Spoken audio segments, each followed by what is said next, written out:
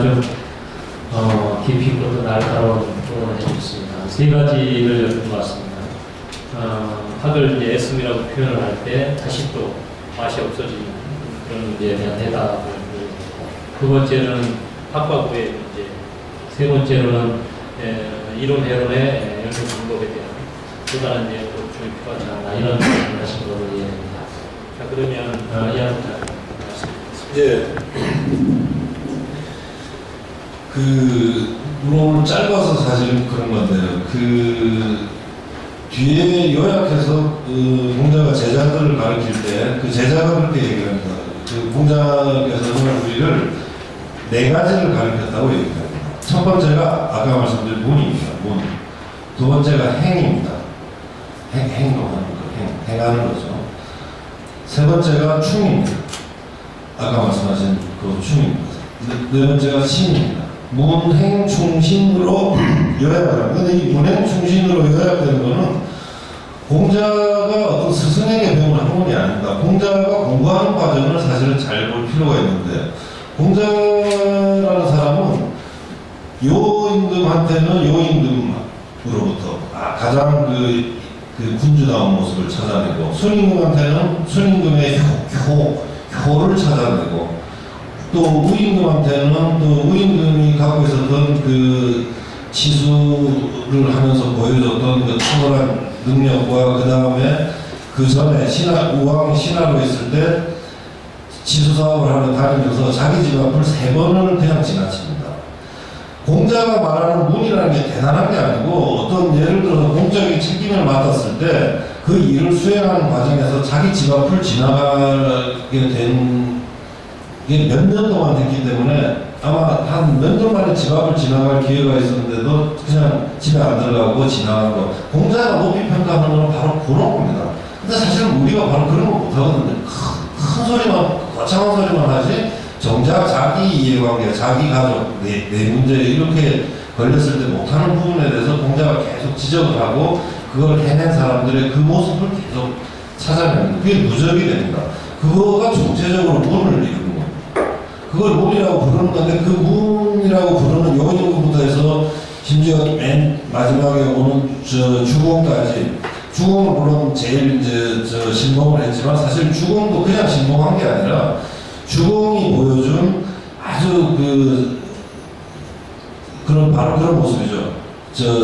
임금다운 모습을 보여주는 그 부분을 포착해서 여러 케이스를 모은 겁니다. 그거가 정리가 돼서 문, 그 다음에 행은 또 다른 케이스에서 모아서 행, 충, 신, 이래서 상투적인 얘기 같지만 옛 성현들의 도리라고 하는 것이 바로 이렇게 누적된 것들을 공자 스스로 찾아다니면서 모아서 정리를 해놓은 거죠.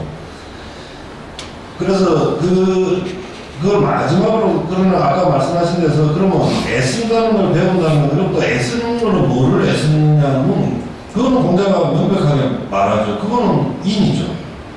인입니다. 근데 인을 자꾸 철학자들이 오히려 추상화합니다. 인은 더 이상 추상화할 필요가 없습니다. 공자가 논문 안에서 분명히 얘기했습니다. 사랑은 사랑하는 거라고. 예를 들어서 아주 청렴한 사람이 있습니다. 청렴한 사람이 케이스가 나오는데요. 그 청렴한 사람의 예를 들면서 제자가 공자한테 물어봅니다. 이 정도는 어질지 않습니까? 우리가 봐도 마치 어진 것 같습니다. 그런데 공자가 냉정하게 거절합니다. 청이다. 그냥 깨끗하다.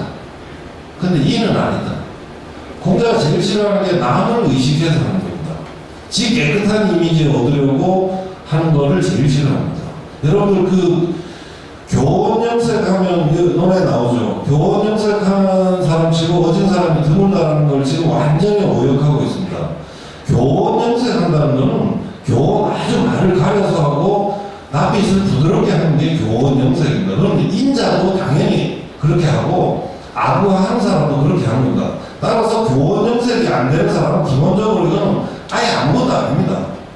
그 다음에 교원 염색하는 자 중에서 진짜와 가짜를 가려내는 문제 앞에서 공자는 서는 거지, 교원 염색한 사람은 다 어지지 않다. 그러니까 그럼 어진 사람은 인상 쓰고 무슨 말도 막 하고 말도 안 되는 해석을 지금 하고 있는 겁니다.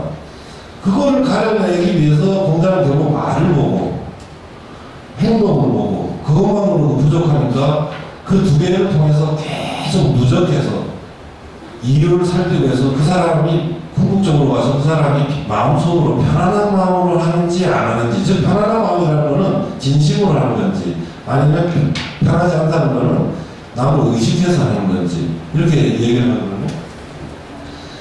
그런 문제와 관련해서는 좀 더 들어갔을 때 인에 이르는 문제가 이제 인이 어질고자 하는 게 이제 문이 되는 거죠. 어질고자 하는 노력에 애쓰는 것이 이제 목표 지향점 결국 인이 되는 겁니다. 그러나 인을 저는 그렇게 추상화로 가면 안 되고 인은 그 이외에는 구체적으로 내려가야 되는 문제지. 근데 학자들이 자꾸 이거를 너무 지금 공적으로 지금 막 조장하고 그러다 보면 사실은 사람들이 지금 저한테 자꾸 묻습니다. 이거를 논어 안에서 논어로 풀었다 그러니까 야, 그 중국에는 없냐? 없습니다. 근데 중국에 없습니다.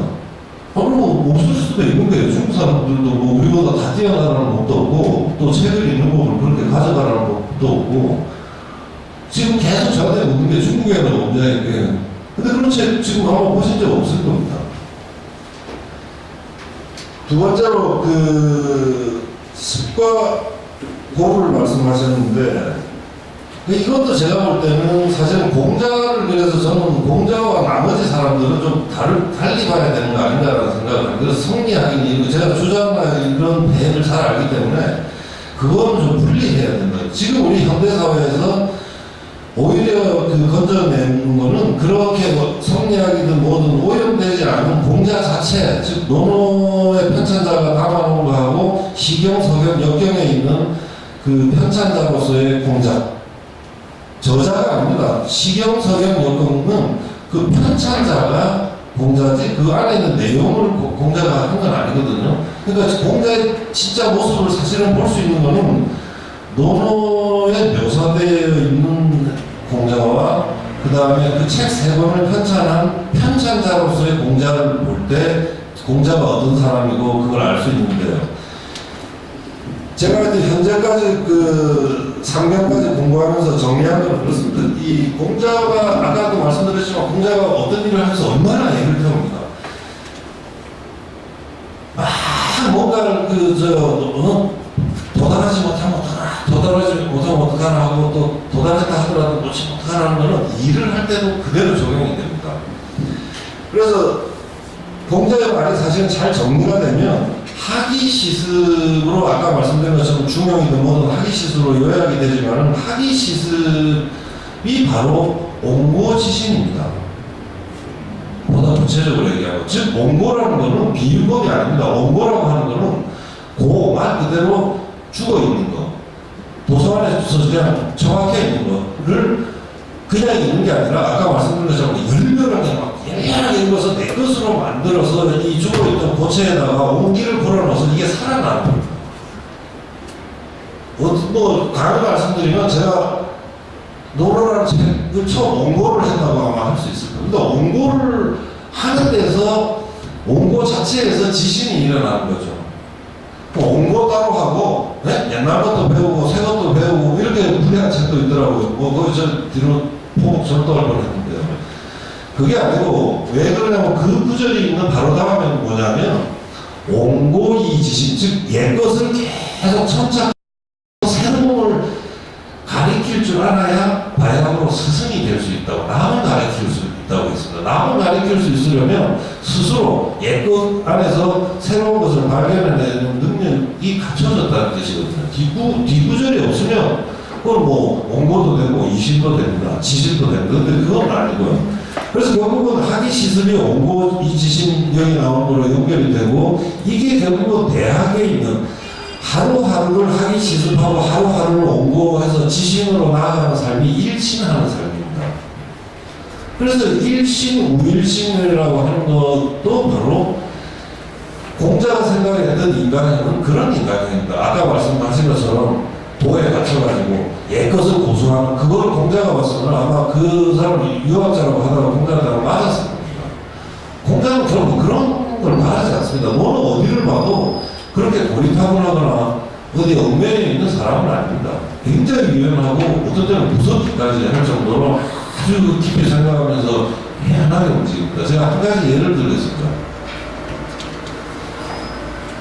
지난주가의 그 우리 신문에 사람들 안에 어떤 대기업의 뭐 사장님이 그 모친상을 당했는데 뭐 직원도 모르게 상을 잘 치렀다고 그래서 뭐 아주 칭찬하는 기사가 났더라고요. 저는 깜짝 놀랐습니다. 제가 노래 공부를 안 했으면 그냥 야참 이 사람 대단하다 했을 겁니다. 지금 그 담당자도 대단하다고 해서 상당히 기사를 크게 썼습니다. 근데 제가 그걸 딱 보는 순간 이런 표현 들어서 그렇지만 이거 호로새끼라고 했어요. 자기 자식의 결혼을 검소하게 하는 거는 그것도 사실 나를 의식해서 하는 행동인데 그건 그러다 치더라도 그 시골에서 그 어머니가 그 자식을 키워서 대기업의 사장이 될 정도로 평생을 그렇게 키운 어머니를 그래 직원들도 모르게 해서 상을 치렀는데 그게 자랑이라고 신문에다 우리가 이렇게 왜곡되기 시작하면 바로 거기서 엄청나게 왜곡되는 겁니다. 장래에 대한 아주 그거는 이 공장을 보고 나면 부모에 대한 태도가 완전히 달라지거든요. 그런 뭐 불효박심도 그런 불효박심이었습니다. 앞으로 그 사람 얼굴 들고 다니면 안 됩니다. 그 사람은 자기 결과적으로 지금 어떻게 됐습니까? 본인만 헛된 일을 만났습니다. 청량한 것처럼. 그 어머니는 뭡니까? 자기 어디서 나왔는데 이거를 공장은 그냥 정통으로 묻습니다. 그리고 아주 제가 볼 때는 그게 바로 공자가 묻는 핵심이고 그거가 깨우쳐지지 않으면 안 되는 거죠. 사실은 그 비슷한 맥락에서 공자는 직이라는 단어, 본을 직자라는 단어를 우리가 생각하는 거하고 전혀 다르게 풀이합니다. 여기서 보시면 상당히 힘드실 텐데요. 성공이라는 사람이 자랑합니다. 지가 다스리는 나라는 아버지가 잘못하면 아들이 고발하고 아들이 잘못하면 아버지가 고발하고 우리는 이렇게 정의로 가야다 이거죠. 그런데 공자가 바로 단박에 얘기하죠. 아 그러냐. 근데 우리는 직이 좀 다르다. 고들 직자. 우리가 만든 고등은 아버지가 잘못하면 아들이 숨겨주고 아들이 잘못하면 아버지가 숨겨주는 거를 직으로 한다라고 말합니다. 그거에서 이미 그런 부분을 정확하게 이해하지 못하면 사실은 이 공자, 이 논어의 흐름을 상당히 놓칠 수가 있습니다. 그래서 조금 그런 부분들이 제대로 이해되지 않은 다른 이상한 공자의 모습을 가지고서 그게 마치 공자인 것처럼 하는 거는 저는 조금 동의하기 어렵다는 말씀.